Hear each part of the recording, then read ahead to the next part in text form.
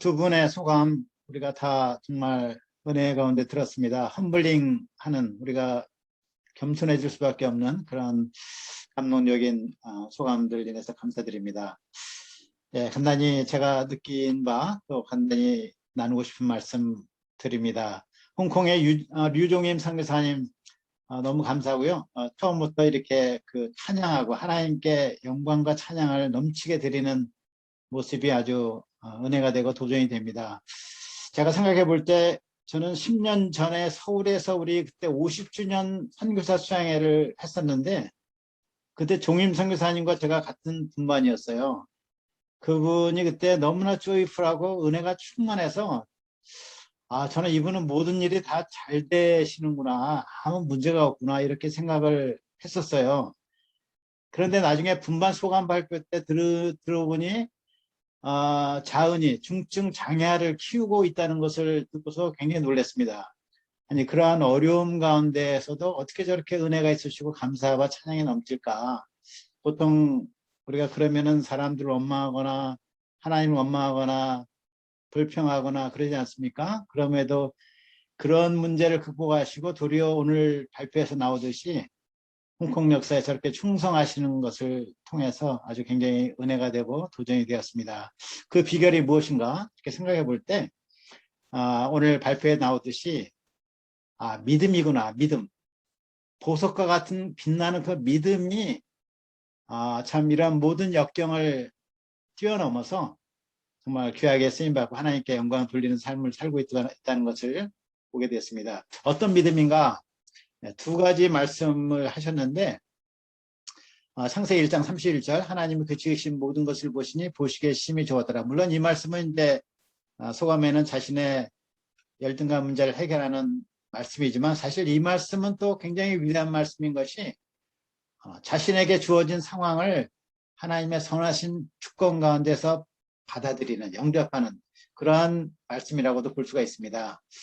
또 로마서 8장 28절 우리가 알거니와 하나님을 사랑하는 자 곧 그 뜻대로 부르심을 입은 자들에게는 모든 것이 합력하여 선을 이룬다는 말씀.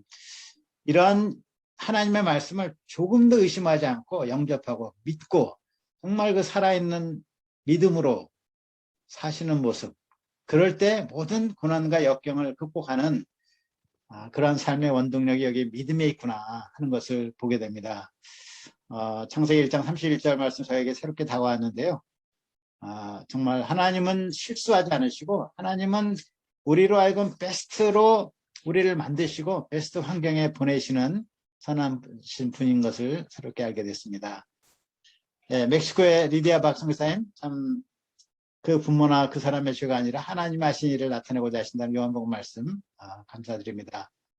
본인이 한국에서의 그 편안한 삶을 버리고 그 이역만리 코스타리카까지 가서 선교사로 나갈 때는 하나님이 모든 것을 다 축복하셔야 된다고 생각하지 않습니까? 그러나 현실에는 급성 신장염 또 망막 폐쇄 시신경 문제 장애 아이들 첫째 바오리의 그 자폐증 둘째 아이의 ADHD 문제 이런 문제들이 겹치는 거 보면 왜 하나님이 이렇게 주를 위해 충성하고 선교사로 살고자 하는 사람에게 이렇게 고난을 주시는가 하는 우리가 의아함을 가질 수가 있습니다. 그러나 그러면 가운데도 하나님은 사랑이라는 것을 믿고 믿음으로 극복하시고 인내하시면서 그 개척 역사를 충성스럽게 섬기시는 것을 생각할 때 감사합니다. 참 하나님의 그 고차원적인 사랑, 그것을 우리가 참 배우게 되는 것이죠. 공통적으로 두 분을 볼 때 이제 공통적인 문제가 있으면 이제 자녀들 장애 문제. 장애 문제는 기쁜 것이 아니죠. 이것이 반가운 것도 아니고 쉬운 것도 아니고 고난은 쓴 것이고 불편하고 괴롭고 고통스러운 것이죠. 이것을 우리가 부인할 수는 없는 거 아니겠습니까? 창세기의 요셉을 보면 형들에게 배반을 당해서 애굽에 팔려갈 때 그는 형들에게 애걸을 했다고 되어 있지 않습니까? 얼마나 마음의 고통과 슬픔이 있으면 형들에게 제발 나를 이렇게 팔지 말라고 애걸을 했겠습니까? 또 애굽에서 옥중에 갇혀 있을 때 그 발에는 착고를 차고 중재인 취급을 받았을 때 얼마나 슬펐겠습니까? 믿음을 갖는다고 해서 고난이 아닌 것이 아니고 고통이 아닌 것이 아니죠. 믿음을 가져도 슬픈 건 슬픈 거고 괴로운 건 괴로운 것입니다. 그런데 요셉이나 창세기 요셉이나 우리 두 분 선교사님들이 이 문제를 단순한 고통과 고난의 문제로 받아들인 그 이상을 삶을 사신 이유는 왜냐하면 그 의미를 알기 때문이구나. 의미를 아시기 때문에 믿음으로 말미암아 그 의미를 발견하시고 현실을 받아들이시기 때문에 역경을 극복하고 하나님께 감사드리는 삶을 사시는 것을 볼 수가 있습니다. 우리에게도 마찬가지인 것 같아요. 현실적인 어려움이 있을 때 그것이 고통스럽고 슬프죠. 그러나 거기에 하나님이 주신 의미가 있다는 것을 깨닫는 게 굉장히 중요하지 않은가 이렇게 생각이 됩니다. 오늘 두 분 공통적으로 나누신 말씀이 로마서 8장 28절 합력하여 선을 이루신다는 말씀인데, 여기서 선은 뭐냐면 물론 욥이 받은 고난 이후에 두 배나 축복을 받은 현실적인 축복도 선을 이루시는 거지만은 8장 28절에 이어지는 8장 29절 말씀을 보면은 하나님이 우리에게 뜻하신 선은 사실은 그보다 더 깊은 뜻이 있죠. 그 뜻은 뭐냐면 그 아들의 형상을 본받게 하는 것이다. 그 아들의 형상을 본받게 하는 것이 하나님의 목표하신 최고의 선인 것을 8장 29절은 말씀하고 있더라고요. 왜 하나님의 아들의 형상을 본받는 것이 최고의 선인가? 그것은 우리가 하나님의 아들의 형상을 본받을 때 가장 복되기 때문에 그런 것 같습니다. 그것이 하나님께도 최고의 기쁨이고 우리에게도 가장 최고의 복이 되기 때문에 우리는 세상 사람들처럼 세상에서 형통과 성공과 뭐 이런 걸 바라지만은 물론 그것도 주시지만은 하나님이 아주 집요하게 중단 없이 우리에게 시련을 주시면서 우리를 빚고자 하시는, 우리를 참되게 복주고 쉬고자 하시는 것은 우리로 하여금 예수님을 닮는 거라고 하시는 것 같아요. 그래서 예수님을 닮는 것이 가장 큰 축복이고 하나님은 이 목표를 향해서 우리를 끊임없이 단단하시고 우리를 때로는 징계하시는 것을 볼 수가 있습니다. 저는 오늘 두 분의 소감 들으면서 히브리서 11장 말씀이 좀 생각이 났습니다. 히브리서 11장은 우리가 아다시피 이제 믿음의 선진들 얘기 아닙니까? 최초의 순교자 아벨로 시작해서 노아, 아브라함, 그 외에 많은 믿음의 선진들이 히브리서 11장이 기록이 되어 있는데 히브리서 11장 13절에 보면 우리가 아다시피 이런 말씀이 있어요. 이 사람들은 다 믿음을 따라 죽었으며 약속을 받지 못하였으되 그것들을 멀리서 보고 환영하며 또 땅에서는 외국인과 나그네로 증거하였다. 외국인과 나그네로 그냥 살았다는 것이죠. 사람들의 눈에는 특별하지 않은 사람, 좀 도려 가난하고 좀 약간 오코도 하고 좀 병들고 연약한 사람들로 보이는 뭐 그런 사람으로 세상에 살았는데 이들이 세상에서의 하나님의 약속을 받지는 않았지만은 그것을 믿음으로 바라보고 멀리서 보고 환영하고 곧 하나님이 이 땅에서나 내세에서나 하나의 그 믿음대로 이루어질 것을 믿고 기쁨으로 나그네로 외국인으로 살았다는 것이 나옵니다. 그런데 이어지는 12장 1절 2절 보면 결론적으로 12장 1절에 보면 뭐라고 되어 있냐면 이러므로 우리에게 구름같이 들러선 허다한 증인들이 있으니 모든 무거운 것과 얽매기 쉬운 죄를 벗어버리고 인내로써 우리 앞에 당한 경주를 경주하며 믿음의 주여 또 온전케 하시는 예수를 바라보자. 그런 말씀이 있습니다. 그래서 저는 그 우리 앞에 당한 경주를 경주한다는 말이 참 도전이 되는 것 같아요. 사람마다 각자에게 주어진 경주 코스가 있다는 거죠. 우리 앞에 당한 경주. 각자에게 주어진 달리기 코스가 있는데 하나님이 주신 거죠.